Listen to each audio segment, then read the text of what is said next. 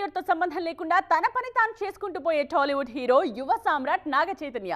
ఇన్నాళ్ళు regional star గానే ఉన్న ఈ యంగ్ హీరో ఇప్పుడు పాన్ ఇండియా మార్కెట్ మీద ఫోకస్ పెట్టారు. అందుకే వరుసగా నేషనల్ అపీల్ ఉండే జానర్స్ ని సెలెక్ట్ చేసుకుంటున్నారు చైతు. ప్రస్తుతం తండేల్ సినిమా వర్క్ లో బిజీగా ఉన్న నాగ చైతన్య ఆ సినిమా విషయంలో స్పెషల్ కేర్ తీసుకుంటున్నారు. చాలా రోజులుగా long hair, thick beard maintain చేస్తున్నారు. ఫిజిక్ విషయంలోనూ తెర మీద భారీ చేంజెస్ చూపించబోతున్నారు. రెగ్యులర్ వెయిట్ కన్నా 10 కిలోలు బరువు తగ్గి రగ్గడ్గా కనిపిస్తున్నారు. థ్యాంక్ యూ కస్టడీ సినిమాల ఫెయిల్యూర్ తర్వాత ఆలోచనలో పడ్డ నాగ చైతన్య ఏకంగా పాన్ ఇండియా సినిమాతో ప్రేక్షకుల ముందుకొచ్చేందుకు రెడీ అవుతున్నారు. గతంలో ఏమాత్రం గ్యాప్ తీసుకోకుండా బ్యాక్ టు బ్యాక్ సినిమాలు చేసిన యువ సామ్రాట్ ఇప్పుడు కాస్త స్లో అండ్ స్టడీగా వర్క్ చేస్తున్నారు. ఈసారి ఎలాగైనా బిగ్ హిట్ కొట్టాలన్న టార్గెట్ తో పనిచేస్తున్నారు.